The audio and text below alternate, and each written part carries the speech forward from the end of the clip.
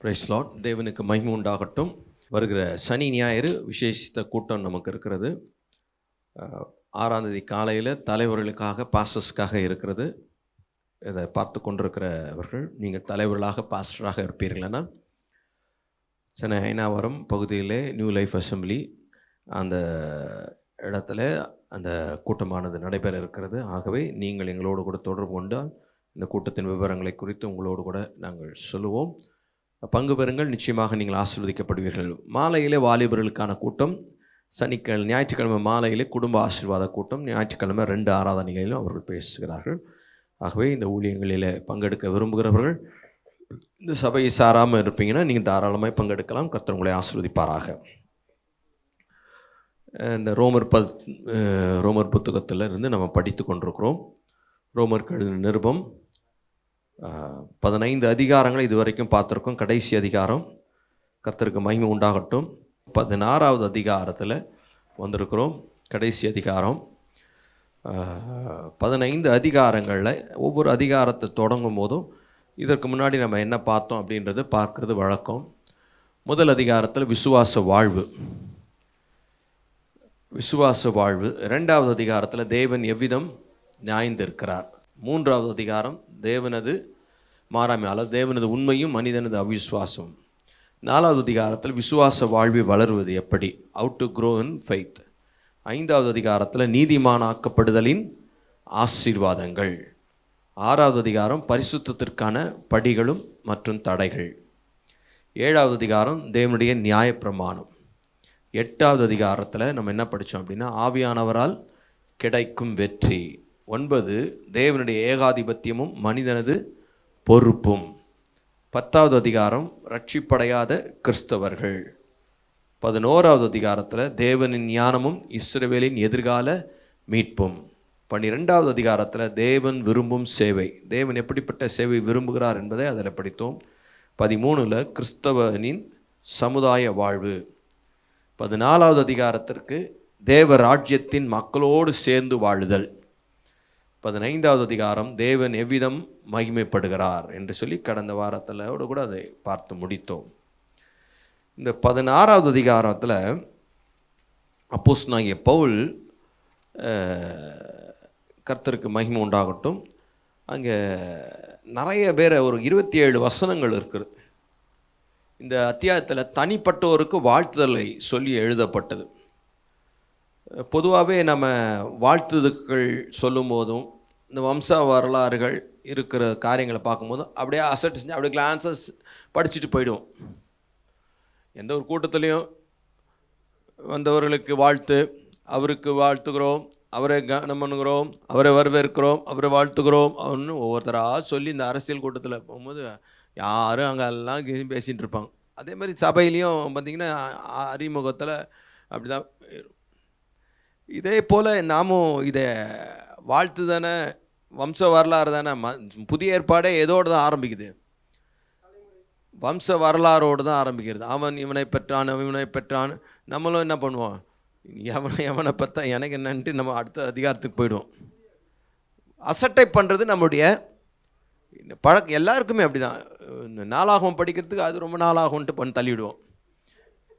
இப்படி ஒவ்வொரு காரியத்தையே வம்ச வரலாறு வாழ்த்துக்களை தவிர்ப்பது, அசட்டை பண்ணுவது இயல்பு தான்.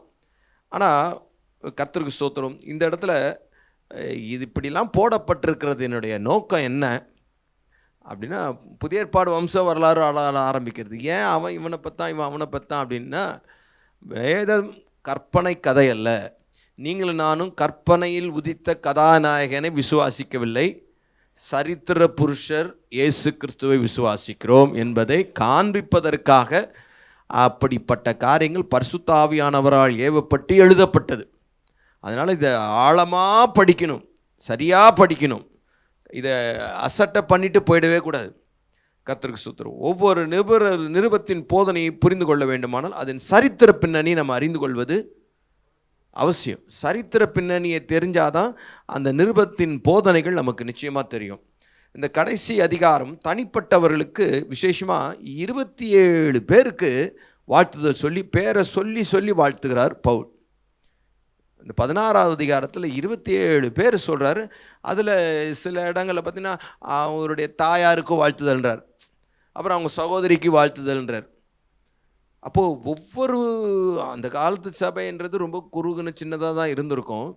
ஆனாலும் ஒவ்வொருவரின் தனிப்பட்ட விதத்தில் பெயரை சொல்லி வாழ்த்துகிற காரியங்கள் எதை இதுலேருந்து நம்ம என்ன புரிஞ்சுக்கிறோன்னா, அந்த சபையார் அந்த சபையின் மக்கள் செய்த சேவைகள் மற்ற காரியங்கள் பவுல் மறக்காமல் ஞாபகத்தில் வச்சு எழுதுகிற ஒரு காரியம். இன்னைக்கு வரைக்கும் 2000 ஆண்டுகள் கடந்தும் இன்றைக்கும் அந்த பேரை நம்ம என்ன பண்ணிகிட்ருக்கோம், வாசித்துட்டு இருக்கோம். இது எதை நமக்கு காண்பிக்கிறதுனா, கர்த்தர் நம்முடைய அன்பின் பிரயாசங்களை மறந்து விடவே மாட்டார். நமது பெயரை கர்த்தர் ஞாபகத்தில் வச்சிருக்கிறாரு, நினைவு கூறுகிறாரு. உலகத்தில் எத்தனை கோடி மக்கள் வாழ்ந்திருப்பாங்க இல்லை? எத்தனை 2025 ஆண்டுகள் ஆகிடுச்சு. எத்தனை மக்கள் பிறந்திருப்பாங்க. அதுக்கு முன்னாடி இருந்த வருடங்கள் எல்லாம் கூட்டி பார்த்தா எத்தனையோ கோடி மக்கள் பிறந்து இறந்து போயிருந்தாலும் எல்லாருடைய பெயரையும் கர்த்தர் ஞாபகத்தில் வைத்திருக்கிறார் என்பதை இதன் மூலம் நம்ம அறிந்து கொள்ளலாம். அவர் 147வது சங்கீதம் நினைக்கிறேன் 4வது வசனம், அவர் நட்சத்திரங்களின் இலக்கத்தை எண்ணி அவைகளுக்கு பேரிட்டு அழைக்கிறாராம். நட்சத்திரங்களின் இலக்கத்தை எண்ணவே முடியாது. முதல்ல 147:4 நட்சத்திரங்களின் இலக்கத்தை எண்ணி அவைகளுக்கெல்லாம் பேரிட்டு அழைக்கிறார். அவைகளுக்கெல்லாம் பேரிட்டு அழைக்கிறார். பேரிட்டு அழைக்கிறார். கொஞ்சம் யோசிச்சு பாருங்க, நட்சத்திரத்தை எண்ண முடியுமா? முடியாது, அதுவே கஷ்டம். அதில் ஒவ்வொன்றையும் பேரிட்டு அழைக்கிறாருன்னா பார்த்துக்கோங்க. ஒரு நட்சத்திரத்தை அந்த நட்சத்திரத்தை அதற்கு அவர் தம்முடைய சுவாசத்தை கொடுக்கல, அதற்கு தம்முடைய ஜீவனை கொடுக்கல. ஆனால் உங்களுக்கு எனக்கும் ஜீவனை கொடுத்துருக்கிறார், சுவாசத்தை கொடுத்துருக்கிறார். அதையே பெயரிட்டு அழைக்கும் போது மக்கள் தொகை என்ன கூடும், என்ன முடியும்? அப்போ நிச்சயமாக உங்களையும் என்னையும் பெயர் சொல்லி தான் கர்த்தர். அப்போ பரலோக புஸ்தகத்தில் உங்கள் பெயரும் என் பெயரும் எழுதியிருக்கும் என்பது இதனாலே உறுதி செய்யப்படுகிறது. ஆமென். அங்கே பேர் வர்றதுக்காக தானே இங்கே இவ்வளோ ரிப்பேர் ஆகுது.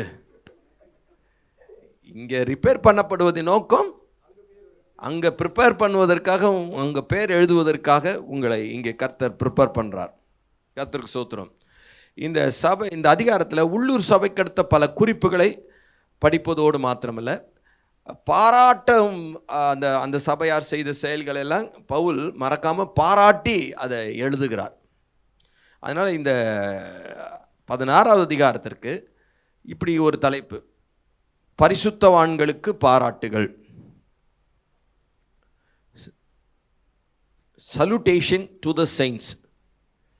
சல்யூட்டு அல்லது தமிழில் சொன்ன வீர வணக்கம் சொல்கிறாங்களே, அது இந்த பரிசுத்தவான்களுக்கு அவர்கள் செய்த சேவைகளுக்கான பாராட்டு. கர்த்தருக்கு ஸ்தோத்திரம். அடுத்த வாரத்தோடு நம்ம பைபிள் ஸ்டடி முடிஞ்சிடும். அதனால் இதுவரைக்கும் வந்த உங்கள் ஒவ்வொருவருக்கும் என்னுடைய பாராட்டுகள். நீங்கள் வரலன்னா, ஒரு சின்ன கூட்டமாக வந்திருந்தாலும் கர்த்தருக்கு ஸ்தோத்திரம். இது ஆன்லைனில் பார்க்குறவங்க ஒரு கூட்டம் இருந்தாலும் நேராக வந்ததுனால பேசுவதற்கு கொஞ்சமாவது, அஃப்கோர்ஸ் நீங்கள் வர்றதுக்கு முன்னாடியே நான் பேசி பழகிட்டேன் கொரோனா காலத்தில்.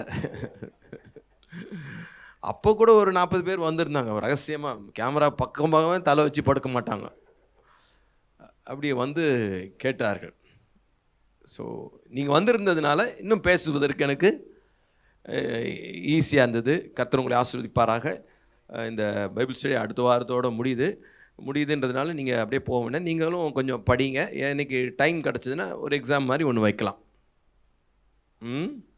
நான் ஒரு ரெகுலராக வரல பாஸ்டர். ரெகுலராக நீங்கள் வரணும்னு அவசியமே இல்லை. ரெகுலராக வந்ததெல்லாம் அங்கே ஆன்லைனில் இருக்குது, நீங்கள் பார்த்து படிச்சுக்கலாம். கர்த்தருக்கு மகிமை உண்டாகட்டும். இதில் பரிசுத்தவான்களுக்கு பாராட்டுகள், அதில் ஒரு 3 காரியங்கள், 7 காரியங்களில் 3 அல்லது 4 மீதி காரியங்கள் அடுத்த வாரம் பார்ப்போம். ரைட். முதலாவது, ஒருவருக்கொருவர் புத்தி சொல்லுதல். அதற்காக பவுல் பாராட்டுகிறார். இதை 15வது அதிகாரத்தின் 14வது வசனம் என் சகோதரரே, என் சகோதரரே, நீங்கள் நற்குணத்தினால் நிறைந்தவர்களும் நீங்கள் நற்குணத்தினால் நிறைந்தவர்களும் சகல அறிவினாலும் நிரப்பப்பட்டவர்களும் சகல அறிவினாலும் நிரப்பப்பட்ட 15:14 ஒருவருக்கொருவர் புத்தி சொல்ல வல்லவர்களுமாய் இருக்கிறீர்கள் என்று நானும் உங்களை குறித்து நிச்சயித்திருக்கிறேன். சகோதரரே, நீங்கள் நற்குணத்தினால் நிறைந்தவர்களும் சகல சகல அறிவினால் நிரப்பப்பட்டாலும் ஒருவருக்கொருவர் புத்தி சொல்ல வல்லவர்களாய் இருக்கிறீர்கள் என்று நானும் உங்களை குறித்து நிச்சயித்திருக்கிறேன். நானும் உங்களை குறித்து நிச்சயித்திருக்கிறேன். அவ்வளோதான், 14 தான். நீங்கள் நற்குணத்தினால் நிறைஞ்சிருக்கிறீங்க, அதே சமயத்தில் சகல அறிவினாலும் நிறைஞ்சிருக்கிறீங்க. அதாவது அறிவும் கனியும் இணைந்து காணப்படுகிறது ரொம்ப ரேர். அது வந்து கனி நிறைந்த கிறிஸ்தவம் நற்குணத்திலும் அறிவிலும் சமநிலையில் இருக்கிறாங்க. சிலர்கிட்ட கனி இருக்கும், அறிவு இருக்காது. சிலருக்கு வேத அறிவு இருக்கும், கனி இருக்காது. அறிவு பெருத்தவன் அறிவு இருமாப்பு உண்டு, இருமாப்பு கனி இல்லை. அது என்ன சொல்கிறது? இப்போ இந்த ரோம் நகர கிறிஸ்தவர்களை நீங்கள் சகல நற்குணத்திலும் அவரை சகல அறிவிலும் ஒருவருக்கொருவர் புத்தி சொல்ல வல்லவர்களுமாய் இருக்கிறீர்கள். கர்த்தருக்கு ஸ்தோத்திரம். நல்ல இருதயம் அறிவுள்ள சிரம், நல்ல இருதயமும் அறிவுள்ள சிரம். எனவே தான் இந்த ரோம் நகர கிறிஸ்தவர்களோடு கூட பவுலால் பேச முடிஞ்சது. சில பார்த்தீங்கன்னா கனி இருக்கும், அறிவு இருக்காது. அறிவு இருக்காது அப்படின்றதுனால அவங்கக்கிட்ட பேசலாம். ஆனால் சிலர்கிட்ட பார்த்தீங்கன்னா பேசலாம், ஆனால் கனி இருக்காது. அதனால் அவங்க கீழ்ப்படிய மாட்டாங்க. சரி, கனி இருக்குதுன்னா அவங்களுக்கு அறிவு இருக்காது. ரெண்டும் இருந்தால் தான் நம்ம பேச்சுக்கு அங்கே எடுபடும். கர்த்தருக்கு ஸ்தோத்திரம். இந்த ரோம் நகர விசுவாசிகள் ஒருவருக்கொருவர் புத்தி சொல்கிறதுல அவங்க வல்லவர்களாக இருந்தார்களாம். இது அதாவது புத்தி சொல்லுதல் அப்படின்றது ஒரு ஊழியம் என்பது தனி மனித ஊழியம் அல்ல. எல்லாரும் ஒருவருக்கொருவர் ஊழியம் செய்தனர். இதன் மூலம் ஒவ்வொருவரும் முக்கியமானவர்கள் என்பதை உணர்கிறார்கள். ஒருவருக்கொருவர் புத்தி சொல்கிற காரியங்கள் அங்கே காணப்பட்டது. நீங்கள் 16ஆம் அதிகாரத்தில் 23ஆம் வசனத்தை பாருங்களேன். என்னையும் சபை அனைத்தையும் உபசரித்து வருகிற காயு உங்களை வாழ்த்துகிறான். என்னையும் சபை அனைத்தையும் உபசரித்து வருகிற காயு உங்களை வாழ்த்துகிறான். உபசரித்து வருகிற காய் உங்களை வாழ்த்துகிறான். பட்டணத்து உக்கிரானக்காரனாகிய ஏரஸ்தும் சகோதரனாகிய குவர்த்தும் உங்களை வாழ்த்துகிறார்கள். கவனிங்க, சபையில் சகோதரனாகிய குவர்த்தும், இவர் யாருங்க? சகோதரர், அவ்வளோதான். இவர் பாஸ்டரா, லீடரா, மூப்பரா? சகோதரர் வாழ்த்துகிறார். சகோதரனை வாழ்த்துங்கள். அப்போ அந்த சகோதரனுக்கும் முக்கியத்துவம் கொடுக்கப்பட்டிருக்குது சபையில். நீங்கள் 11ஆம் வசனம், என் இனத்தானாகிய ஏரோதியானையும் வாழ்த்துங்கள். நற்கீசுவின் வீட்டாரில் கர்த்தருக்குட்பட்டவர்களை வாழ்த்துங்கள். நற்கீசுவின் வீட்டாரில் அங்கே கர்த்தருக்குட்பட்டவர்கள் என்பதை தவிர வேறு விசேஷம் அங்கே எதுவுமே இல்லை. அவங்க என்ன பண்ணாங்க? இவங்களை வாழ்த்துறதுக்கு அவங்க கர்த்தருக்குட்பட்டவர்கள், அவ்வளோதான். அப்போது சபையில் எல்லாரும் சரிசமம் அப்படின்றது தான் அங்கே நிலைப்பாடாக இருந்தது. யாவரும் தேவனுக்குள் ராஜாக்களும் ஆசாரியர்களுமாக இருக்கிறார்கள். எல்லாரும் கிறிஸ்துவுக்குள் ராஜாக்களும். அதை உணரும் போது தான் கர்த்தருக்கு ஸ்தோத்திரம், ஒவ்வொரு உறுப்பும் அதன் வேலையை கரெக்டாக செய்யும். எல்லா சரீரத்தில் நம்ம எல்லாரும் எவ்வளோவா இருக்கோம்? ஒருத்தருக்கு ஒரு அவயமாக இருக்கிறோம். ஒவ்வொரு அவயமுக்கும் ஒரு வேலை இருக்குது. எபிரேயர் 3ஆம் அதிகாரம் 12 மற்றும் 13. சகோதரரே, ஜீவனுள்ள தேவனை விட்டு விலகுவதற்கு ஏதுவான ஜீவனுள்ள தேவனை விட்டு விலகுவதற்கு ஏதுவான அவிசுவாசமுள்ள பொல்லாத இருதயம் உங்களில் ஒருவனுக்குள்ளும் இராதபடிக்கு நீங்கள் எச்சரிக்கையாயிருங்கள். நீங்கள் எச்சரிக்கையாயிருங்கள். உங்களில் ஒருவனாகிலும் பாவத்தின் வஞ்சனையினாலே கடினப்பட்டு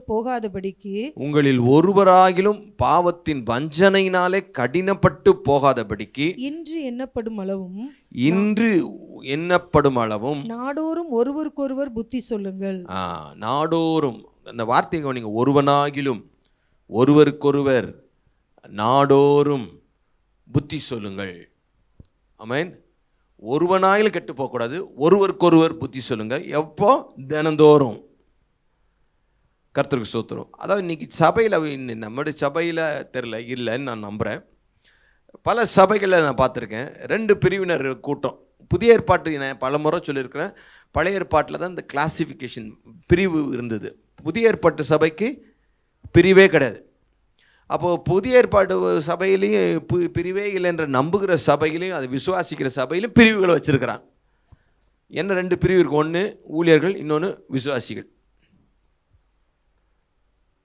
அவர் ஊழியர், அவர் விசுவாசி அப்படின்ற பெயரளவில், பெயர் மாத்திரம் அப்படி இருந்ததுன்னா பிரச்சனை இல்லை. ஆனால் அதாவது சில விசுவாசிகள் பார்த்திங்கன்னா சில சபைகளில் வருவாங்க, அவங்க வசனத்தை கேட்பாங்க, எல்லா கூட்டத்திலும் அட்டன் பண்ணுவாங்க, அப்புறமா அவங்க சர்ச்சுக்கு ஒரு காணிக்கை கொடுத்துட்டு அவ்வளோதான். அதுக்கப்புறம் அவங்க எந்த ஒரு ஊழியத்திலும் பங்கெடுக்கவே அப்படி வாய்ப்பு கிடைக்காது. சபையில் வாய்ப்பு கிடைக்காது எந்த ஊழியத்திலையும். அப்போ அவங்களுடைய கருத்தை சொல்கிறதுக்குரிய பிளாட்ஃபார்மும் கிரியேட் பண்ணி தர மாட்டாங்க. அவங்களுக்கு தெரிஞ்ச சத்தியத்தை, ஏன்னா ஒருத்தருக்கே எல்லா சத்தியமும் தெரிகிறதில்ல, ஒருத்தருக்கே எல்லா வெளிப்பாடுகளும் கர்த்தர் தரதில்லை. அப்போ ஒருத்தருக்கு என்ன பண்ணணும்? அப்போ ஊழியம் என்பது எல்லா அவயங்களும் செய்யணும். அதுக்காக தான் நம்ம சபையில் கேர்சல் ஊழியம்னு வச்சுருக்கோம்.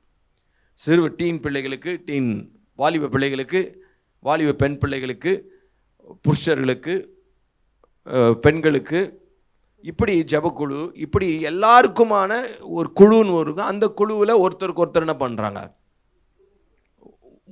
ஊழியம் செய்கிறார்கள். வெறும் போதிக்கிறது மட்டும் ஊழியம் இல்லை, பாடல் நடத்துறது ஊழியம், ஒரு ஜெல்லு நடத்துறது, ஒரு ஜபம் நடத்துறது ஊழியம், மக்களை கூட்டிகிட்டு வர. அப்போது ஒவ்வொருவருக்கும் ஒரு பங்கு இருக்கிறது என்பதை வலியுறுத்தி சொல்லப்படணும். ஆனால் சில சபையில் அது விசுவாசி அந்த கூட்டம், அதனுடைய வேலை, அப்பா சர்ச்சில் போகணும், நான் உட்காரணும், பிரசங்கம் கேட்கணும், கேட்டு முடிச்சுட்டு அந்த சர்ச்சுக்கு ஏதாவது காணிக்கை கொடுத்துட்டு நான் போயினே இருக்கணும், அவ்வளோதான். இதை நான் இன்னொருத்தருக்கு சொல்லணும், கேர்சல் எடுக்கணும் அப்படின்ற காரியங்கள் சில சபைகளில் இல்லை. அப்போது ஒருவருக்கொருவர் புத்தி சொல்லணும்னா ஒருத்தருக்கொருத்தர் ஊழியம் செய்தல் ரொம்ப அவசியம். அதற்காக இந்த சபையை பவுல் என்ன பண்ணுறாரு? பாராட்டுகிறார். கர்த்தருக்கு ஆவியினாலும் வசனத்தினால் நிறைந்திருப்பதின் வெளிப்பாடு எப்படிப்பட்டதுன்னா, இந்த எபேசியர் 5வது அதிகாரம் 18-19 வசனத்தை வாசிங்க. துன்மார்க்கத்திற்கு ஏதுவான மதுபான வெறி கொள்ளாமல் ஆவியினால் நிறைந்து சங்கீதங்களினாலும் கீர்த்தனைகளினாலும், ஆவியில நிறைஞ்சு சங்கீதங்களினாலும் கீர்த்தனைகளினாலும் ஞான பாட்டுகளினாலும் ஒருவருக்கொருவர் புத்தி சொல்லிக் கொண்டு. ஆமா, ஒருத்தருக்கு என்ன பண்ணுங்க? புத்தி சொல்லு. நீங்க ஆவியில் நிறைஞ்சு அதுல அந்நிய பாஷை பேசி தீர்க்க தரிசனம் சொல்றீங்க. அதன் மூலமா ஒருத்தருக்கு புத்தி பக்தி விருத்தி அடைவதற்கு, நீங்க மற்றவர்கள் பக்தி விருத்தி அடைவதற்கு நீங்க என்ன பண்றீங்க? உதவி செய்றீங்க. அப்போ ஆவியில் நிறைந்தது நோக்கம், வெளிப்பாடு பெற்றது நோக்கம், ஒருவருக்கொருவர் ஊழியம் செய்வதற்கு. புத்தி சொல்வதுனா என்கரேஜ் பண்ணுறது, பக்தி விருத்தி அடைவதற்காக பேசுகிற காரியங்கள் அல்லது அதற்காக செய்யப்படுகிற செயல்கள். அப்படி அந்த இதை நம்ம செய்யணும். கொலோசியர் 3:16, கிறிஸ்துவின் வசனம் உங்களுக்குள்ளே சகல ஞானத்தோடும் பரிபூரணமாக வாசமாய் இருப்பதாக. கிறிஸ்துவின் வசனம் உங்களுக்குள்ளே சகல ஞானத்தோடும் பரிபூர்ணமாக வாசமாய் இருப்பதாக. சங்கீதங்களினாலும் கீர்த்தனைகளினாலும் ஞான பாட்டுகளினாலும் ஒருவருக்கொருவர் போதித்து புத்தி சொல்லிக் கொண்டு. சங்கீதங்கள், ஞான பாட்டுகள் எல்லாம் ஒருத்தருக்கு பாடி திறமையை காட்டுங்கள்ல, புத்தி சொல்லுங்களா. அப்போது ஆராதனை நடத்தும் போது அதில் புத்தி, ஆராதனை பாடல்கள் மூலமாக, வசனங்கள் வாசிக்கிறதன் மூலமாக, சின்ன குழுக்களில் ஒருத்தருக்கு ஒருத்தர். அப்போ சபை பக்தி விருத்தியில் வளரணும் அப்படின்னா இது ஒரு தனிப்பட்ட ஒரு போதகருடைய இதனால் மட்டுமல்ல. இப்போது சர்ச்சுக்கு வரும்போது ஒரு திரள் கூட்டம் வராங்க. அப்போ இங்கேருந்து பேசும்போது கர்த்தர் எனக்கு கொடுத்த வார்த்தை நான் தியானித்து அதை எனக்கு கொடுத்த வெளிப்பாட்டின் காரியங்களை நான் போதிக்கிறேன். போதிக்கிறதே போதும் அப்படின்னா போதவே போதாது. அது அவங்களுக்குள்ள இன்னும் பல சந்தேகங்களும் பல கேள்விகளும் இருக்கும். அவங்க சந்திக்கிற பிரச்சனை டைரெக்டாக நான் என்ன பண்ணியிருக்க மாட்டேன், பேசியிருக்க மாட்டேன். அப்போ சிறு குழுக்களில் தான் அதை பேசுவதற்குரிய வாய்ப்புகள் கிடைக்கும். அப்போ ஒருத்தருக்கொருத்தர் அங்கே சிறு குழுக்களில் எல்லாருமே பங்கெடுக்கணும். அதுக்கு தான் கேர்செல் அப்படி பங்கெடுங்கன்றோம். அப்போ தான் வளர்ச்சி. அப்போ தான் நீங்கள் தொடப்பட முடியாத பகுதியை நீங்கள் தொட்டு பேசலாம். என்னுடைய அனுபவங்கள் வேறு, ஆனால் அங்கே வந்திருக்கிற மக்களுடைய அனுபவங்கள் வேறு இருக்கும். அப்போ அந்த சிறுக்குள்ள அப்போ ஒவ்வொருவரும் போதித்து எல்லாத்துக்கும் நானே போதித்து புத்தி சொன்னேன்னா முடிஞ்சது கதை. மோசே அவர் மாத்திரமே எல்லாருக்கும் போயிட்டே இருந்தார். மாமனார் வந்து சொன்னார், அப்பா நீ இப்படியே போயிருந்தீன்னா நீ சீக்கிரம் கல்லறைக்கு போயிடுவ. அதனால் ஒரு 1000 பேருக்கு தலைவரை, 500 பேருக்கு தலைவரை, 100 பேருக்கு தலைவரை, 10 பேருக்கு தலைவரை, உண்மை உள்ளவர்களே, அடுத்தது அவங்க நம்பிக்கைக்கு கடவுளுக்கு பயப்படுறவங்கள அவர் திறமைக்கு தக்கதாக பிரித்து தலைவராக ஏற்படுத்தி இந்த ஊழியத்தை செய்யினார் பழைய ஏற்பாட்டிலே. அப்போது என்ன சொல்ல வரேன்னா எல்லாருக்கும் பங்கு இருக்கிறது. சபை என்கிறது புதிய ஏற்பாட்டில் தான் சரீரமாகிய சபை அப்படின்னா. அப்போ சரீரமாகிய சபைக்கு இப்போ ஒரு பொருளை எடுக்கணும் அப்படின்னா அதுக்கு எவ்வளவோ உறுப்புகள் உதவி செய்யணும். இந்த உறுப்புகள் எதுவுமே உதவி செய்யாமல் போயிடுச்சுன்னா அந்த ஒரு செயலை செய்யறதுக்கு எத்தனையோ உறுப்புகள் சேர்ந்து உதவி செய்கிறது. அப்போது ஒவ்வொருத்தருடைய கடமை இது. அப்போது அந்த ஊழியத்தை இந்த ரோம் நகர விசுவாசிகள் கிறிஸ்தவர்கள் சிறப்பாய் செய்ததற்காக பவுல் அதை பாராட்டுகிறார். ஒவ்வொருவரும் தனித்தனியாக பாராட்டுகிறார். ஒரு சாதாரண சகோதரனை வாழ்த்துங்கள், கர்த்தருக்குட்பட்டவர்களை வாழ்த்துங்கள்.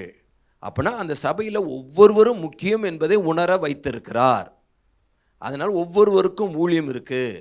ஒவ்வொருவரும் ஊழியம் செய்யுங்க. சிலர் கொடுத்தாலும் செய்யுங்கன்னாலும் சிலர் வர்றதில்லை, அது அவங்களுடைய பிரச்சனை. பட் சபையில் இப்படிப்பட்ட ஏற்பாடுகள் இருக்கணும். அப்போது உங்கள் கேர்சல்லையும் நீங்களே பேசின்னு இருக்கக்கூடாது. சின்ன 10 பேருக்கெல்லாம் அடுத்தல ஜெல் ஒருத்தர் நடத்தும், ஒரு பாட்டு நடத்தும்.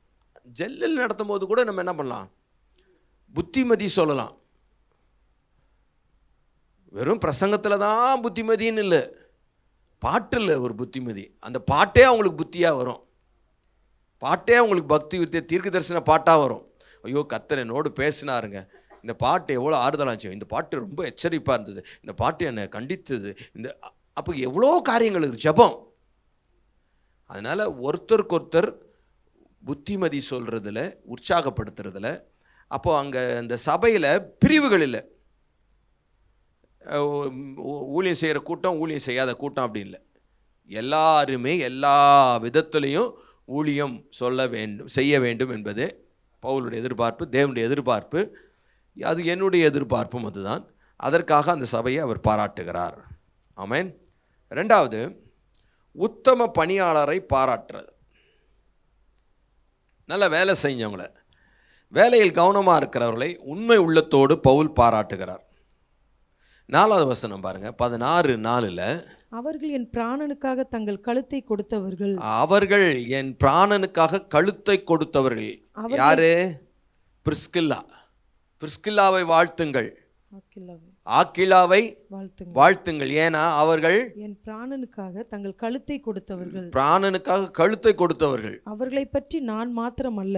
6வது வசனம், எங்களுக்காக மிகவும் பிரயாசப்பட்ட மரியாளை வாழ்த்துங்கள். எங்களுக்காக பிரயாசப்பட்டல, மிகவும் பிரயாசப்பட்ட, ரொம்ப பிரயாசப்பட்ட. சிலர் ரொம்பவே பிரயாசப்படுப்பார்கள். அவங்களுடைய பணிகளை, அவங்க செஞ்ச வேலையை நம்ம என்ன பண்ணணும், பாராட்டணும். பிரயாசப்பட்ட மரியாளை வாழ்த்துங்கள். 12வது வசனத்தில், கர்த்தருக்குள் பிரயாசப்படுகிற திரிபேனாலையும் கர்த்தருக்குள் பிரயாசப்படுகிற திரிபோனாலையும் திரிபோசாலையும் வாழ்த்துங்கள். கர்த்தருக்குள் மிகவும் பிரயாசப்பட்ட பிரியமான பெர்சியாளை வாழ்த்துங்கள். கர்த்தருக்குள் மிகவும் பிரயாசப்பட்ட பிரியமான பெர்சியாளை வாழ்த்துங்கள். அப்போ இந்த பிரயாசப்படுறது, கழுத்தை கொடுக்கறது, கர்த்தருக்கு மிகவும் பிரயாசப்படுறது, இவங்களெல்லாம் பவுல் என்ன பண்ணுறாரு? பாராட்டி வாழ்த்துங்கள், கிரீட்டிங்ஸ் அப்படின்றார், பாராட்டுகள் அப்படின்றார். எல்லாருக்குமே பாராட்டு தேவைப்படுது. ஆமென். பாராட்டு அது ஒரு ஊக்குவிக்கிற சக்தி, உந்தி எழுப்பக்கூடிய ஒரு யுக்தி. செஞ்சுட்டு இருக்கவங்களுக்கு இன்னும் நல்லா இன்னும் சிறப்பாக செய்கிறதுக்கான ஒரு ஊட்டச்சத்து, விட்டமின் டேப்லெட் மாதிரி. கர்த்தருக்கு ஸ்தோத்திரம். உயர உயர பறக்கிற கழுகுக்கே ஒரு உந்துதல் தேவையாம். அது எப்படி மேலே தான் பறக்கும், ஆனால் அதுக்கே ஒரு புஷ் தேவைப்படுதுன்றாங்க. அப்போது மேலே நல்லா சிறப்பாக செஞ்சிட்டு இருக்கவங்களுக்கு ஒரு சின்ன பாராட்டு கொடுக்கறதுனால நீங்கள் ஒன்றும் என்ன பண்ண போகிறதில்ல, இழக்க போகிறதில்ல. நல்லா பண்ணப்பா தம்பி அப்படின்னு சொல்கிறதுல நீ ஒன்றும் என்ன பண்ணுறதில்ல, குறைஞ்சி போகிறதில்ல. நல்லா பண்ணமா, நல்லா பாடினமா, நல்லா பேசினமா, நல்லா இருந்ததுமா, நல்லா பண்ணுறீங்கம்மா, கர்த்தருக்கு ஸ்தோத்திரம் அப்படின்னு சொல்கிறதில்ல நீங்கள் ஒன்றும் என்ன பண்ணுறதில்ல, குறைஞ்சி போகிறதில்ல. அதே சமயத்தில் அதை கேட்குறவங்க பலன் பெறாமல் போகிறதில்ல, பயன் பெறாமல் போகிறதில்ல. பக்கத்தில் இருக்கவங்களும் பார்த்துங்களேன், ரொம்ப நீங்கள் அழகாக இருக்கீங்க, நல்லா இருக்கீங்கன்னு சொல்லுங்களேன். என்ன அதை தான் சொல்ல சொன்னேன், ஆனால் ஆட்டோமேட்டிக்காக சிரிக்கிறீங்க. ஒரு சந்தோஷம் மண்டைக்குள்ளே ஏறுது இல்லை? கர்த்தருக்கு ஸ்தோத்திரம். ஆட்டோமேட்டிக்காக ஏறுதுல்ல, நீங்கள் நல்லா செஞ்சீங்க அப்படின்னா ஒரு பூஸ்ட் கிடைக்குதுல்ல. அப்போது நம்ம என்ன நினைக்கிறோம், அப்படி பாடணும் அதுக்கு பெருமை வந்துடும், உனக்கு பொறாமை வந்துடுது. அதுக்கு பெருமை வரல, உனக்கு பொறாமை வந்துடுச்சு, அதான் உண்மை. இது மூடி மறைக்கிறதுக்காக அதுக்கு பெருமை வந்துடும், அப்படிலாம் சொல்லக்கூடாது. அப்போது இது பவுல் அதை பார்த்து அதை பாராட்டினார். இயேசு நூற்றுக்கு அதிபதியை பார்த்து பாராட்டினார். இப்படிப்பட்ட விசுவாசத்தை நான் பார்க்கல பாடினார். கர்த்தருக்கு ஸ்தோத்திரம். பேதுருவை பாராட்டினார். என்னை யாருன்னு சொல்கிறாங்கன்னா, நீ ஜீவனுள்ள தேவனுடைய குமாரனாகிய கிறிஸ்துனார். அப்போது ஆண்டவர் சொன்னார், மாம்சம் ரத்தமும் இதை வெளிப்படுத்தவில்லப்பா, என் பிதாவே இதை வெளிப்படுத்தினார். இதோ பரலோகத்தின் திறவுகோள்களை உனக்கு தருகிறேன். அந்த உஸ்பில் அப்படி மேலே போயிட்டு தான் அடுத்தது பண்ணார். ஆனால் இவர் அப்படி வருவாருன்னு தெரிஞ்சு அவரை பாராட்டினாரா இல்லையா? இவர் பாராட்டினார். கர்த்தருக்கு ஸ்தோத்திரம். மரியாளை பாராட்டினார். மரியாள் தன்னை விட்டு எடுபடாத நல்ல பங்கை தெரிந்து கொண்டார். அப்போது என்ன சொல்ல வர, இன்னும் அநேகரே அவர் இயேசு கிறிஸ்து பாராட்டி இருக்கிறார். அப்போது என்ன சொல்ல வர்றேன், அப்போ நாம் ஒரு சபையில் வர ஒருவரை நீங்கள் நல்ல நோட்ஸ் எடுக்கிறீங்க, ஒரு நல்ல செயல்கள் செய்கிறாங்க, நல்ல காரியம் இருக்குது, கர்த்தருக்கு ஸ்தோத்திரம், நீ நல்லா கவனிக்கிறீங்க, நல்லா புரிஞ்சிக்கிறீங்க, நீங்கள் நல்லா ஆராதிக்கிறீங்க, அவங்க செய்கிற ஏதோ ஒரு செயல், அதை பார்த்து நம்ம என்ன பண்ணோம்?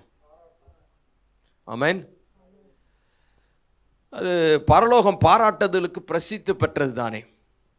நல்லது, கடைசியில் நல்லது, நன்றாய் செய்தா உண்மை முத்தமுள்ள ஊழியனே அப்படின்ற ஒரு பாராட்டை வாங்கணும். கர்த்தருக்கு ஸ்தோத்திரம். பவுல் நன்றாய் வாழ்த்துக்கள் என பவுல் பயன்படுத்தும் இந்த காரியங்கள் எல்லாம் சோர்ந்து போனவர்களை உற்சாகப்படுத்த வைக்கிறது. பவுல் இப்படி எழுதியிருக்கலாம், எப்படி? அதில் 27 பேர் இருக்குது. பின்வரும் பெயர்களை வாசிக்கிறேன், அவர்களுக்கு என் வாழ்த்துக்களை தெரிவிக்கிறேன். கடன ஆக்கில்லா பிரிசில்லா பிரிசில்லா பிசுல்லா சில்லா சில்லா பிசுல்லா சில்லான்னு முடிச்சிட்ருக்கலாம். மிகவும் பிரயாசப்பட்டவர்களை, தனித்தனியாக பிரயாசப்பட்டுக்கிற கழுத்தை கொடுத்தவர்களை ஆக்கிலாவும் பிரிஸ்லாவும் வாழ்த்துகிறேன். அவங்க எங்கே பாஸ்டர் கழுத்தை கொடுத்தாங்க, கழுத்தை அறுத்துட்டாங்க பாஸ்டர். அதாவது அவங்களில் இருக்கிற நன்மையை பார்க்கக்கூடிய ஒரு பார்வை. ஆமென். கர்த்தருக்கு சில நேரங்களில் நம்ம கர்த்தருக்கு நன்றி சொல்கிறோம். என்னென்ன எதுக்காக நன்றி சொல்கிறோம்? செய்த நன்மைகளுக்காக நன்றி சொல்லணும். அடுத்தது செய்யாத தீமைக்காக நன்றி சொல்லணும். கர்த்தர் தராத வியாதிக்காக நன்றி. ஆமென். நமக்கு கேன்சர் இல்லையே, கர்த்தர் ஸ்தோத்திரம். கேன்சர் வந்த பிறகு ஜபிக்கிறதுக்கு முன்னாடி கேன்சர் தரலையே, கர்த்தருக்கு ஸ்தோத்திரம். தந்த நன்மைகளுக்காக ஸ்தோத்திரம், தராத தீமைகளுக்காகவும் ஸ்தோத்திரம். அது நம்ம தராத தீமைகளை நம்ம யோசிக்கிறதே கிடையாது, தந்ததே யோசிக்கிறது இல்லை. இப்போ தராததை பற்றி எங்கே போயிடுச்சு? அப்போது என்ன சொல்ல வரேன், அப்போது அவர்களை நம்ம பாராட்ட தயங்கக்கூடாது. திறமைக்கு தக்கதாக அவர்களை பாராட்டுங்க. கர்த்தரும் சில நல்ல வேலைகளை செய்வார்கள், அவர்களை பாராட்டுங்க. ஜெபம் பண்ண சகோதர சகோதரியை நல்லா பாராட்டுங்க. ஒவ்வொரு வாரமும் பிரசங்கத்தில் உங்களுக்கு வார்த்தைகளை கொடுத்த, கேர்சலில் நல்ல வார்த்தைகளை கொடுக்குற ஒரு புருஷர் ஐக்கியத்திலையோ பெண்கள் ஐக்கியத்திலையோ சிறுவர் காரியங்கள்லையோ அல்லது ஏதோ ஒரு காரியத்தில் நீங்கள் பக்தி விருத்தி அடைவதற்கு உதவி செய்த ஒவ்வொரு காரியத்தையும் நீங்கள் என்னைக்காவது பாராட்டியிருக்கீங்களா? பாராட்டு வாழ்த்துக்கள் பாஸ்டர், ரொம்ப நல்லா இருந்தது பாஸ்டர், ரொம்ப தேங்க்யூ பாஸ்டர். ஆராதனை நேரத்தில் ரொம்ப நல்லா இருந்தது, அந்த பாட்டு ரொம்ப டச் பண்ணிச்சு, அது என்னை ஊக்குவிச்சுது, ரொம்ப சோர்ந்து போய் வந்த இந்த பாட்டு நீங்கள் பாடினீங்க ஆராதனையில், உண்மையாகவே நல்லா இருந்தது பாஸ்டர்மா அப்படின்னு சொல்லி பாராட்டி இருக்கிறீங்களா? என்ன பாட்டு இழுத்துக்கினே போகிறார், பிரசங்கத்தை இழுத்துக்கினே போகிறார், குறை சொல்கிறதுல உசுக்குன்னு முன்னாடி வருது வாய். விடுன்னா விட மாட்டேற, வாக்குத்த ஆராதனை விடவே மாட்டேங்கிறாருங்க. இப்படி என்ன பண்ணக்கூடாது? இல்லை மனசு கஷ்டப்படுறதுக்கு நீங்கள் என்ன தான் பார்க்குறீங்க, நான் எல்லாரையும் பார்க்குறேனே. அப்போ ஐயோ இதுக்கு போவே இல்லையே, ஐயோ இதுக்கு போகணுமே, ஐயோ இது இப்படியே அனுப்பிச்சி விட்டா அதுக்கு ஒன்றும் உள்ளே போகலையே, அதுக்கு இன்னும் கொஞ்சம் கூடுதலாக ஏதாவது சொல்ல வேண்டியிருக்கே அப்படின்னு ஒரு எண்ணம் இருக்குது. ஸோ என்ன சொல்ல வர, அதே போல் விசுவாசிகளை பாஸ்டர் பாராட்டணும். நல்ல வேலை செஞ்சீங்கப்பா, நல்ல காரியங்கள் பண்ணீங்கப்பா, இது நல்ல கேமரா எடுத்தீங்கப்பா, நல்ல வீடியோ எடுத்தீங்கப்பா, நல்ல லைட்டெல்லாம் போட்டு பிரைட்டாக காமிச்சு விட்டீங்கப்பா, சூப்பர். ஆமென். கர்த்தருக்கு ஸ்தோத்திரம். அது மாதிரி சிறுவர் ஊழியங்கள், ஒருத்தர் பல ஆண்டுகளாக சிறுவர் ஊழியம் செஞ்சுக்கிட்டே இருந்தார், பல ஆண்டுகள். அவர் ஒரு தனியாக வேலை இடத்துல செய்வார், சின்ன பிள்ளைங்க.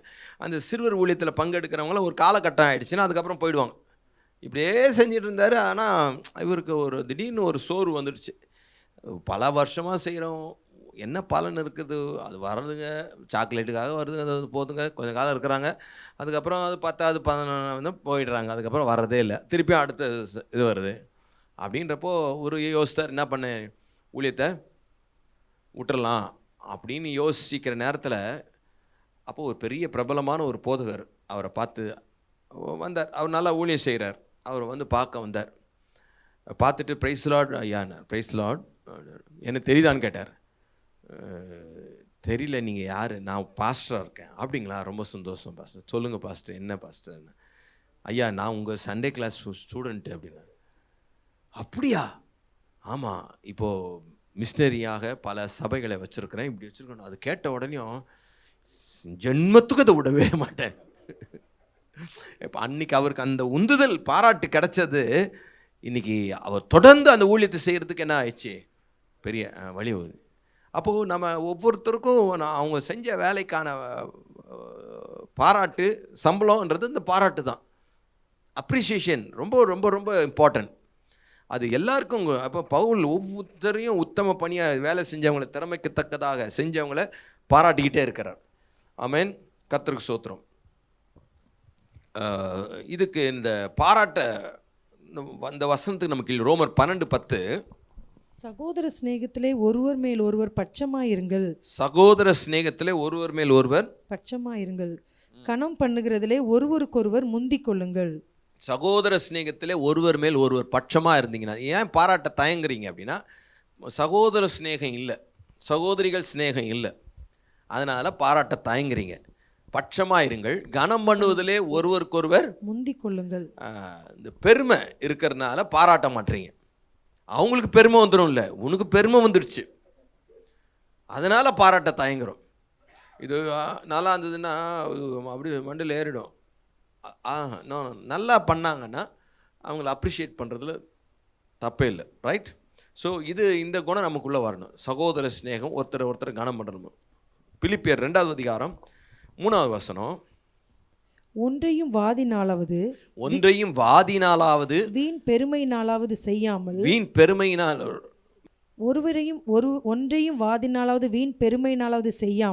ஒன்றையும் வாதினாலாவது வீண் பெருமையினாலாவது செய்யாமல் மனத்தாழ்மையினாலே ஒருவரையொருவர் தங்களிலும் மேன்மையானவர்களாக எண்ண கடவீர்கள். அப்ப நம்மளை விட அவங்க சிறப்பானவங்க அப்படின்னு நீங்க எண்ணிட்டீங்கன்னா பாராட்டுவீங்க. இதனோன்னு செஞ்சது அதுக்கு போய் ஃபோன் பண்ணி சொல்லணுமா? இந்த சின்ன காரியம் அதுக்கு போய் நம்ம சொல்லணுமா அப்படின்ற எண்ணம் வரக்கூடாது. மனத்தாழ்மையினாலும், தாழ்மை உள்ளவர்களுக்கு பாராட்ட முடியும். மனத்தாழ்மையினால் ஒருவரை ஒரு தங்களில் மேன்மையானவர்களாக எண்ணுங்கள், அப்போ தாராளமாக பாராட்டுவீங்க. ஆமென். மத்தேயு 7:12 ஆதலால் மனுஷர் உங்களுக்கு எவைகளை செய்ய விரும்புகிறீர்களோ, நீங்க நல்லது செஞ்சுட்டா 4 பேர் நல்லா செஞ்சீங்கன்னு சொல்லணும். என்ன சொல்றீங்க? ஆமென். நல்லது செஞ்சிட்டேன்னு அவங்க ஒரு 10 பேரில் ஒருத்தராவது சொல்லணும். நல்லா பரவாயில்ல, நல்லா படிச்சிருக்கேன், நல்ல மார்க் வாங்கியிருக்கேன், ஆமாம் இது ஒரு மார்க்கு வாங்கிட்டேன் அப்படின்ற, இதுவாது வாங்கினே அதுக்கு ஒரு அப்படி இல்லை சொல்லணும். அப்படி சொல்றது இல்லை. என்ன சொல்ல வரேன், நாம பாராட்ட விரும்புகிறோம், நமக்கு பாராட்டுதல் தேவைப்படுது, அதே போல தான் மற்றவர்களுக்கு தேவை. அப்போ உண்மையா நம்ம மற்றவர்கள் உங்களுக்கு என்ன செய்ய விரும்புகிறீர்களோ அதையே மற்றவர்களுக்கும் அவர்களுக்கு செய்யுங்கள். ஆமா, அவங்களுக்கும் நீங்களே அதை செய்யுங்க. அதை நீங்க செய்யுங்க மற்றவர்களுக்கும். இதுவே நியாயப்பிரமாணம், தீர்க்க தரிசனம். இதுதான் பைபிள். மற்றவர்களை பாராட்டுதல் என்பதுதான் ஆன்மீக முதிர்ச்சி. ஆமென். பாராட்ட தயங்குவது ஆன்மீக தளர்ச்சி, நரம்பு தளர்ச்சி. தாராளம் உத்தம பணியாளர்களை பாராட்டுங்கள். ஆமென். 3வதாக 16வது அதிகாரம் 1-2 தேவையில் இருப்போருக்கு உதவுங்குதல். தேவையில் உள்ள மக்களுக்கு என்ன பண்ணுங்க? உதவுதல். 16:1-2 கெங்கிரேயா ஊர் சபைக்கு ஊழியக்காரியாகிய நம்முடைய சகோதரி பெபேயாளை நீங்கள் கர்த்தருக்குள்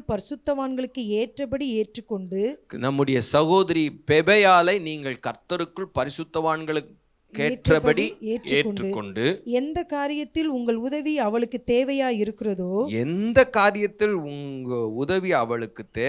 இருக்கிறதோ அதிலே நீங்கள் அவளுக்கு உதவி செய்ய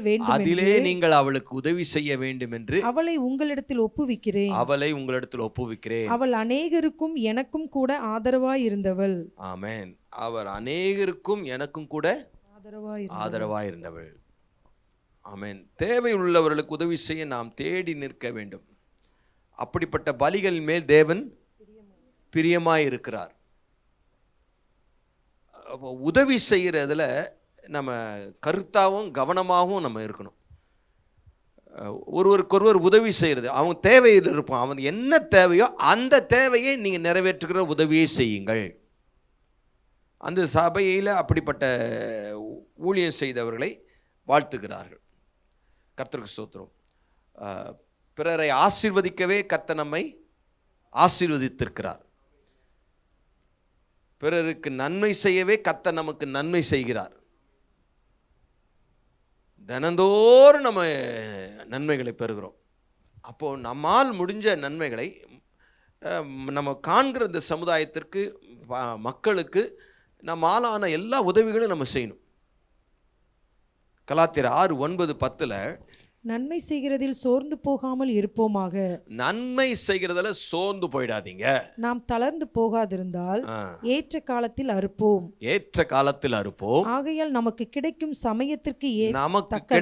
சமயத்திற்கு தக்கதாக யாவருக்கும் விசேஷமாக விசுவாச குடும்பத்தாருக்கும் நன்மை செய்ய கடவோம். ஆமென். விசுவாச குடும்பத்தாருக்கு நாம் என்ன பண்ணணும்? நன்மை செய்யணும். தேவ பிள்ளைகளுக்கு நாம் நன்மை செய்யணும். கர்த்தருக்கு ஸ்தோத்திரம். ரோமர் 12வது அதிகாரம் 9வது வசனம். உங்கள் அன்பு மாயமற்றதாய் இருப்பதாக. உங்கள் அன்பு மாயமற்றதாய் இருப்பதாக. தீமையை வெறுத்து நன்மையை பற்றி கொண்டிருங்கள். தீமையை வெறுத்து நன்மையை பற்றி கொண்டிருங்கள். 13வது வசனம். பரிசுத்தவான்களுடைய குறைவில் அவர்களுக்கு உதவி செய்யுங்கள். இது இந்த ரோமர்லேயே நம்ம படிச்சிட்டோம். 12வது அதிகாரத்தை தேவன் விரும்பும் சேவையிலே அதை படிச்சிட்டோம். இருந்தாலும் இந்த இடத்துல அந்த பாராட்ட பெற தகுதி எதுக்காக பாராட்டுன்னா, உதவி செய்ததற்காக, தேவையில் இருப்போருக்கு உதவினதுக்காக பாராட்டு. அப்போது பரிசுத்தவான்களுடைய குறைவில் அவர்களுக்கு என்ன பண்ணுங்க? உதவி செய்யுங்கள். உதவி செய்யுங்கள். அந்நியரை உபசரிக்க நாடுங்கள். அந்நியரை உபசரிக்க நாடுங்கள். ஆமென். கர்த்தருக்கு மகிமை உண்டாகட்டும். இன்னைக்கு தேவையில் உள்ளவர்களுக்கு உதவி செய்கிற அந்த காரியங்களை பெயர் கிறிஸ்தவ சபைகள் சிறப்பாக செய்கிறாங்க. ஆனால் பெந்தெகோஸ்தே வட்டாரத்தில் அவ்வளோ பெருசாக சிறப்பாக அப்படின்னா, அதாவது அரிசி வாங்கி கொடுக்குறது, அது காய்கறி வாங்கி இந்த அது தேவை தான். அது அதாவது நான் என்ன சொல்கிறேன்னா, ஒரு ஸ்ட்ராட்டஜிக்கலாக, ஒரு யுக்தியாக, ஒரு ஒரு இதுவாக, சிஸ்டமேட்டிக்காக அவங்களுக்கு பயனுள்ள விதத்தில் ஒரு கல்வியோ அல்லது ஒரு என்ன சொல்கிறது, ஒரு ஒரு தொழிற்கல்வியோ அது ஏதோ ஒன்று செய்து அவங்களுக்கு கற்றுக் கொடுத்து அவங்களுக்கு இத்தனை பேர் படித்து இந்த நிலைமைக்கு வந்தாங்க அப்படின்னு ஒரு அறக்கட்டளை மாதிரியான காரியங்கள் பெந்தெகோஸ்தே வட்டாரத்தில் இல்லை, பெரும்பாலும் இல்லை. அவங்க சபை ஊழியம் அப்படின்ட்டு போயிடுறாங்க. சபையில் வர்றவங்களுக்கு ஏதோ, எல்லா சபையிலையும் ஏதாவது ஒரு உதவி செய்கிறாங்க, இல்லைன்னு நான் சொல்ல முடியாது. ஆனால் இப்படி அறக்கட்டளையாக வைத்து அதை அந்த பாதிக்கப்பட்ட சமுதாயத்துக்கு உதவி செய்யணும் அப்படின்ற ஒரு காரியம் நம்முடைய சபையிலையும் வரணும். கர்த்தருக்கு ஸ்தோத்திரம். அப்படி பெந்தெகோஸ்தே வட்டாரத்தில் இல்லை. பரிசுத்தாவியின் அபிஷேகத்தை பெற்று அப்படியே மேலையும் கீழையும் குதித்து அந்நிய பாஷையில் பேசி சேரை உடச்சி லப்பா திப்பா லப்பா அப்படின்னு ஐயோ பேசி விட்டு போகிறது பரிசுத்தாவியின் அபிஷேகத்திற்கான அடையாளமாக அல்ல. அப்போஸ்தலர் 2:4 என்ன சொல்லுது? அவர்கள் வெவ்வேறு தங்களுக்கு கொடுக்கப்பட்ட அவர்கள் எல்லாரும் பரிசுத்தாவினாலே நிரப்பப்பட்டு ஆவியானவர் தங்களுக்கு தந்தருளின வரத்தின்படியே வெவ்வேறு பாஷைகளிலே பேச தொடங்கினார்கள். இது பரிசுத்தாவியானவர் வெவ்வேறு பாஷைகளில் பேசுகிறது வெளிப்படையான அடையாளமாக சிலர் சொல்கிறாங்க. கர்த்தருக்கு ஸ்தோத்திரம். அது பேசுகிற எல்லாருமே பரிசுத்த ஆவியில் பேசுகிறாங்கன்ற ஒரு கேள்வி, இன்னொரு கேள்வி வருது, அது வேறு விஷயம். வெளிப்படையான அடையாளம் அப்படின்னா ஒரு ஊழியக்காரர் சொல்கிறாரு, அண்ணன் ஆர்ஸ்டான்லி தான் சொல்கிறாரு, 2:4 வெளிப்படையான அடையாளம் இல்லை, 2:44 தான் வெளிப்படையான அடையாளம். 44 என்ன? விசுவாசிகள் எல்லாரும் ஒருமித்திருந்து சகலத்தையும் பொதுவாய் வைத்து அனுபவித்தார்கள். அப்போது இங்கே நம்ம சபைக்கு வர எல்லாரும் பாப்பா எல்லாம் சொத்துக்கிட்டு எல்லாம் விற்று இங்கே கொடுத்து எல்லாம் பொதுவாக வச்சு அனுபவிக்கலான்னா சர்ச்சு காலியாக இருக்கும். ஒன்றுமில்லாதவன் நல்லா அவனுக்கு ஆமேன் ஹல்லேலூயான்னு வேறு எல்லாம் உடையவன் நோமேன் அப்படின்னு சோம்பேறி அவர் சாப்பிடுவார். அதாவது அங்கே சமநிலைத்துவம், அது ஆவியின் நிறைவு மற்றவர்களை சமமாக பார்க்க கற்றுக்கும். அதை சொல்ல வரேன். அவங்களுக்கும் அந்த உயர்வு வேணும், அவங்களும் அந்த ஆசீர்வதிக்கப்படணும் அப்படின்னு விரும்பும். அப்போது பெந்தெகோஸ்தே உதவுகிற காரியங்கள் அப்படின்றது மிக குறைவாக, அதாவது ஒரு ஒரு ஏக்கமாக இயங்குகிற காரியம். தனிப்பட்ட விதத்தில் ஒரு ஏதோ உதவி செய்கிறது அது வேறு விஷயம், அது செய்யப்பட வேண்டிய அவசியமான ஒரு காரியம். ஆனால் பெயர் கிறிஸ்துவர்கள் அவங்க ஒரு அமைப்பாக இருந்து தொழில்நோயாளிகளை கவனிக்கிறாங்க, முதியவர்களை கவனிக்கிறாங்க, ஏழை மக்களுக்கான இதை பார்க்குறாங்க. அவங்களுக்குன்னே அது அர்ப்பணிக்கப்பட்டவர்களாக இருக்கிறாங்க. ஆனால் இங்கே பெந்தெகோஸ்தே வட்டாரத்தில் எல்லாம் எதில் அர்ப்பணிக்கிறாங்கன்னா மைக்கில் தான் இருக்கிறாங்க. அவங்களுக்குன்னு சேவை செய்ய பெந்தெகோஸ்தே வட்டாரத்தில் அவங்களுக்குன்னு சேவை செய்கிறதுக்கு அப்படிப்பட்ட மக்கள் எழுமணும். கர்த்தருக்கு ஸ்தோத்திரம். அப்படி அதாவது குஷ்டரோகிகளை மட்டுமே அங்கே நான் கவனிக்கிற ஊழியத்தை கர்த்தர் கொடுத்துருக்கிறார் அப்படின்றவங்க. அது மாதிரி பார்வையற்றவர்களுக்கு உதவி செய்கிற ஊழியம். நம்ம சபையில் ஒரு சகோதரி வந்துட்டுருக்காங்க. அவங்க ஒரு பெரிய மிஷன் லீடரோட மனைவி. அவங்களுக்கு ஊழியம் கர்த்தர் ஒரு கவர்மெண்ட்டில் வேலை செஞ்சாங்க, ரிட்டையர் ஆகிட்டாங்க. அவங்களே வாலண்டியருக்கு போதும் போ அப்படின்னு சொல்லிட்டு விஆர்எஸ் கொடுத்து பெரிய போஸ்டிங்கில் இருந்தாங்க. போஸ்டிங் கொடுத்துட்டு இப்போ அவங்க பார்வையற்றவர்களுக்கு உதவி செய்யணும்னு கர்த்தர் எனக்கு பாரம் கொடுத்தாரு அப்படின்னு. பார்வையற்ற படிக்கிற எத்தனையோ பேருக்கு அவங்க போய் என்ன பண்ணுவாங்க, எக்ஸாம் எழுதுவாங்க. அவங்க சொல்ல இவங்க எக்ஸாம் எழுதுவாங்க, எழுதுவாங்க. அப்போது அவங்களோட இருந்து அவங்களோட சேர்ந்து பயணித்து அவங்களுக்கு என்ன உதவியோ அதெல்லாம் செய்வாங்க. இது மாதிரி ஒரு குறிப்பிட்ட சமுதாயத்தை பலவீனப்பட்ட பின்தங்கிய உதவி தேவைப்படுகிற மக்களுக்கு உதவி செய்ய நம்ம பெந்தெகோஸ்தே வட்டாரத்தில் நம்முடைய சபையிலேருந்து அநேகர் அப்படிப்பட்ட பாரமுடையவர்களை கர்த்தர் எழுப்பணும். அந்த பாரமே வரமாட்டேங்குது. ஆமென். அப்போது உதவி தேவைப்படுகிற மக்கள் எத்தனையோ பேர் இருக்காங்க. முதியவர்களுக்கு உதவி தேவை, எளியவர்களுக்கு உதவி தேவை, வியாதியில் இருக்கிறவர்களுக்கு அந்த மருத்துவம் பார்க்கக்கூடிய அந்த பொறுமையும் தாழ்மையும் எளிமையும், இதுதான் சேவை. இதிலும் சேவை தான். கர்த்தருக்கு ஸ்தோத்திரம். நம்ம பிரசங்கம் பண்ணுறது வெளிப்பாடு, வெள்ளை குதிரையிலேருந்து கருப்பு குதிரை வரைக்கும் வெளிப்பாடாக அள்ளி விடுறது. நேற்று சொப்பனம் பார்த்தேன், கர்த்தர் எனக்கு ஒரு வெளிப்பாடு கொடுத்தார் அப்படின்னு. வெளியில் ஒன்று பாடுபட்டுன்னு இருக்கும், அதை பற்றி ஒரு சொப்பனம் வராது, ஒரு தரிசனமும் கிடைக்காது. வெளிப்படுத்த விஷயத்துக்கு போயிடுவாங்க. நான் ப்ராக்டிக்கலாக பேசுகிறேங்க. அப்போது நம்ம கண்ணுக்கு முன்னாடி இருக்கிற சமுதாயத்துக்கு ஏதாகிலும் நம்ம என்ன பண்ணோம், செய்யணும். கர்த்தருக்கு அப்படி செஞ்சதுனால அந்த பாராட்டுகிறார். 2 கொரிந்தியர் 9:7 நம்ம எல்லாருக்கும் தெரியும். உற்சாகமாய் கொடுக்கிற இடத்தில் அவனவன் விசனமாயும் இல்ல கட்டாயமாயும் அல்ல, தன் மனதில் நியமித்தபடியே கொடுக்க கடவன். தன் மனதில் நியமித்தபடியே கொடுக்க கடவன். உற்சாகமாய் கொடுக்கிற இடத்தில் தேவன் பிரியமாய் இருக்கிறார். காணிக்கை எடுக்கிறதுக்கு முன்னாடி இந்த வசனத்தை சொல்லுவாங்க. என்னன்னு, உற்சாகமாய் கொடுக்கிற இடத்தில் கர்த்தர். அது எந்த சூழமையில் சொல்லப்பட்டது தெரியுமா? 2 கொரிந்தியர் 9:7 எந்த சூழமையில் சொல்லப்பட்டது தெரியுமா? 1ஆம் வசனம் வாசிச்சீங்கன்னா, பரிசுத்தவான்களுக்கு செய்ய வேண்டிய தர்ம சகாயத்தை குறித்து, பரிசுத்தவான்களுக்கு செய்ய வேண்டிய தர்ம சகாயத்தை குறித்து நான் அதிகமாக உங்களுக்கு எழுத வேண்டுவதில்லை. நான் உங்களுக்கு அதிகமாக எழுத வேண்டியதில்லை. அப்படி அங்கே வரும்போது தான், அதாவது உதவி செய்கிற காரியத்துக்கு தான். 12ஆம் வசனம், இந்த தர்ம சகாயமாகிய பணிவிடை, இந்த தர்ம சகாயமாகிய பணிவிடை பரிசுத்தவான்களுடைய குறைவுகளை நீக்குகிறதுக்கும் அல்லாமல், குறைவு ஒரு தேவையில் இருக்கிறவர்களுக்கு குறைவுகளை நீக்குகிறதும் அல்லாமல், அநேகர் தேவனை ஸ்தோத்தரிப்பதினாலே சம்பூர்ண பலனுள்ளதாயும் இருக்கும். அந்த காரியத்தை சொல்லும் போது தான் தேவையில் உள்ளவர்களுக்கு உதவி செய்யுங்கள் அப்படின்ற இடத்துல தான் உற்சாகமாய் கொடுக்கிற இடத்தில் கர்த்தர். நம்ம சபை ஊழியங்களில், மிஷினரி சுவிசேஷ ஊழியங்களில், சர்ச்சை ஊழியங்களில் இந்த வசனத்தை பயன்படுத்தி கராராக கறந்துடுறோம். இது சொல்லப்பட்ட சூழமே வேற என்ன. அதுக்காக இது சபை ஊழியங்களில் கொடுத்தா கர்த்தர் பிரியமாக இல்லைன்னு அர்த்தம் இல்லை. அதில் பிரியமாக இருக்குது. கர்த்தர் கொடுக்கும் போதே கர்த்தர் பிரியமாக தான் இருக்கிறார். ஆனால் அது சொல்லப்பட்ட வசனம் இப்படி தேவை உள்ளவர்களுக்கு, பரிசுத்தவான்கள் குறைவுகளுக்கு உதவி செய்யணும். ஆமென். 1 யோவான் 3:16 தேவனுடைய இதய துடிப்பை இந்த வசனத்தில் நம்ம பார்க்க. அவர் தம்முடைய ஜீவனை நமக்காக கொடுத்ததினாலே, அவர் தம்முடைய ஜீவனை நமக்காக கொடுத்ததினாலே அன்பு இன்னதென்று அறிந்திருக்கிறோம். அன்பு இன்னதென்று அறிந்திருக்கிறோம். நாமும் சகோதரருக்காக ஜீவனை கொடுக்க கடனாளிகளாய் இருக்கிறோம். நாமும் சகோதரருக்காக ஜீவனை கொடுக்க கடனாளிகளாய் இருக்கிறோம். ஒருவன் இவ்வுலக ஆஸ்தி உடையவனாயிருந்து தன் சகோதரனுக்கு குறைச்சல் உண்டென்று கண்டு தன் இருதயத்தை அவனுக்கு அடைத்து கொண்டால் அவனுக்குள் தேவ அன்பு நிலை கொள்ளுகிறது எப்படி? என் பிள்ளைகளே, வசனத்தினாலும் நாவினாலும் அல்ல.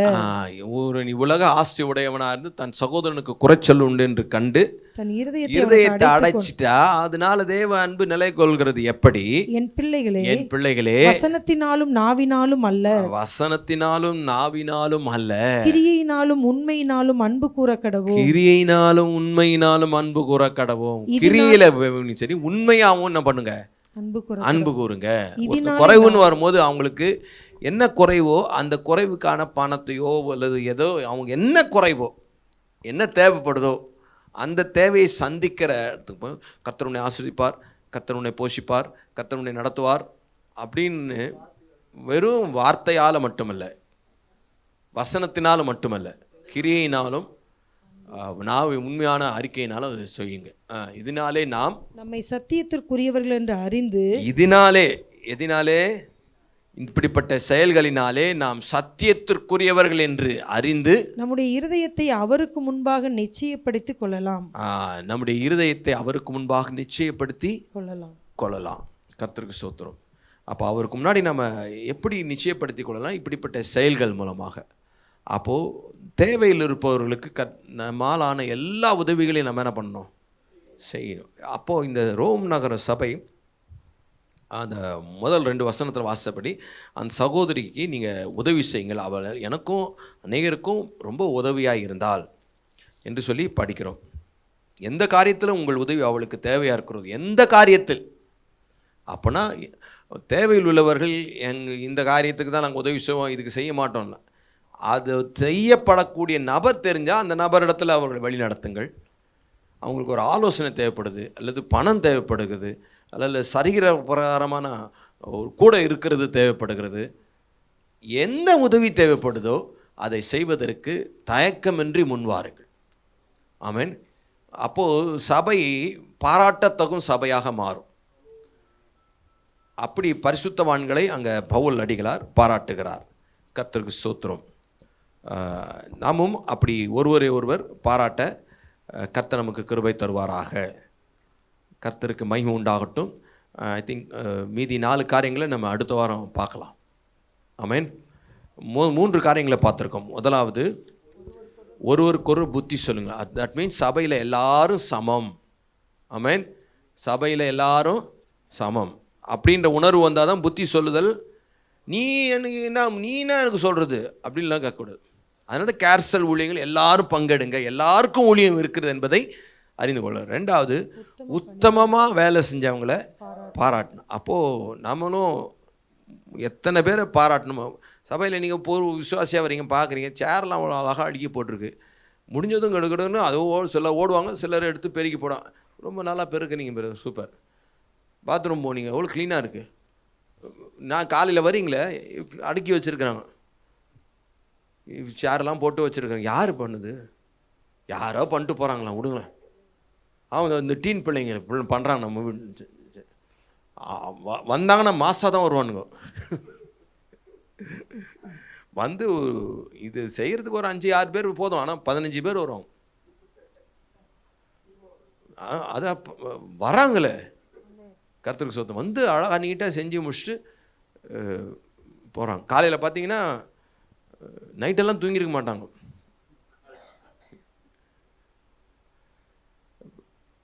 கர்த்தருக்கு சுத்தம். அப்போது இங்கே உட்காந்து மீடியாவில் வசனங்கள்லாம் போடுறாங்களே, நீங்கள் பார்க்குறீங்க, அழகாக உட்காந்து அங்கே போட்டோன்னு எழுதுறீங்க. அதுக்கு எவ்வளோ ஒர்க் பண்ண வேண்டியிருக்கு தெரியுமா? அப்படி அப்போ என்னைக்காவது ஒரு நாள் மீடியா டைம் போயிட்டு, தம்பி மார்களா நல்லா போடுறீங்கடா அப்படி பாராட்டினா அவங்க எவ்வளோ நல்லா, இன்னும் நல்லா போடுவாங்க. அவங்க எவ்வளோ சந்தோஷப்படுவாங்க தெரியுமா? இப்படி எவ்வளோ பேர் வேலை செய்கிறாங்க இந்த ஒரு ஞாயிற்றுக்கிழமை ஆராதனைக்காக.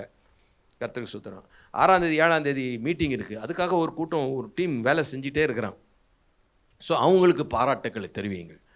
அப்போது அவங்க என்ன பண்ணுவாங்க, என்னடா அது இவ்வளோ வேலை செஞ்சும் நமக்கு ஒருத்தரும் ஒன்றுமே சொல்லி, இது பாரு ஒரு விஷயம் என்ன பண்ணுங்கிற, நீ ஒரு சேர் ஒழுங்காக போட்டு தெரியுது,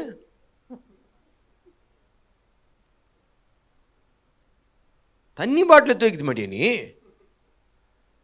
சோதரம், நம்ம தண்ணி பாட்டில் எடுத்து வச்சா அவங்க விசுவாசியை எடுத்து குடிச்சிடுவாங்க. இங்கே கோயரில் இருக்கிறவங்களுக்கு அவங்களுக்கு, ஏன்னா அவங்க வெளியே போகக்கூடாதுன்றதுக்காக தான் அவங்களுக்கு சிலது. கர்த்தருக்கு ஸ்தோத்திரம். என்ன அப்போது உத்தமமாக வேலை செஞ்சவங்கள பாராட்டுங்கள். அடுத்தது, தேவையுள்ளவருக்கு உதவுங்க. என்ன சர்ச்சில் வர ஒவ்வொருத்தரும் பார்த்தீங்கன்னா அவங்களுக்கு ஒரு சின்ன உதவி, அதை நீங்களே செய்ய முடியும்னா செஞ்சு முடிச்சிருங்க. அது மாத்திரமே சமுதாயத்தில் இப்படிப்பட்ட ஒரு இயக்கமாக சேர்ந்து, ஒரு அறக்கட்டளையாக சேர்ந்து ஒரு குறிப்பிட்ட பாதிக்கப்பட்ட சமுதாயத்தை சந்திக்கிற ஊழியத்தை செய்யுங்கள். கர்த்தரால் நிச்சயமாய் பாராட்டு பெறுவீர்கள். கண்களை மூடி, ஆண்டவரே நாங்களும் எங்கள் சபையும் அப்படி உம்முடைய சமூகத்தில் பாராட்டு பெறும் சபையாக மாற கர்த்தர் உதவி செய்யும்படியாக ஆண்டவரே எங்களை முழுமையாய் தாழ்த்தி ஒப்பு கொடுக்குறோம். ஆண்டவரே எல்லாரும் கரங்களை உயர்த்தி ஆண்டவருக்கு முன்பாக நம்ம ஒப்பு கொடுப்போமா? பவுல் அடிகளார் பாராட்டப்பட்ட ரோம் சபையைப் போல ஆண்டவரே நாங்களும் உம்முடைய சமூகத்தில் வரும்போது எங்கள் பெயர்களை நினைவு கூர்ந்து, எங்கள் சேவைகளை நினைவு கூர்ந்து, எங்கள் அன்பின் பிரயாசங்களை மறந்து விடாத தேவனாக இருக்கிறீரப்பா. ஆண்டவரே அப்படிப்பட்ட பாராட்டை பெறுவதற்காக நாங்கள் வேலை செய்யாமல், ஆண்டவரே அப்படிப்பட்ட சேவையை நீர் விரும்புகிறீர் என்பதற்காக வேலை செய்து உம்முடைய பாராட்டை பெற எங்களுக்கு கிருபை தரும்படியாய் ஜெபிக்கிறோம். எல்லா தடைகளும் விலகட்டும், காத்துக்கொள்ளும், ஆசீர்வதியும். உம்முடைய கரம் கூட இருந்து பலப்படுத்தட்டும். எல்லா தீமைக்கும் பொல்லாப்புக்கும் விலக்கி காத்துக்கொள்ளும். பிரிந்தாலும் பிரியாத சமூகம் எங்களோடு இருந்து வழி நடத்தட்டும். இயேசுவின் நாமத்தில் ஒப்பு கொடுத்து ஜெபிக்கிறோம் நல்ல பிதாவே. ஆமென், ஆமென். God bless you. உங்களை ஆசீர்வதிப்பாராக. God bless you.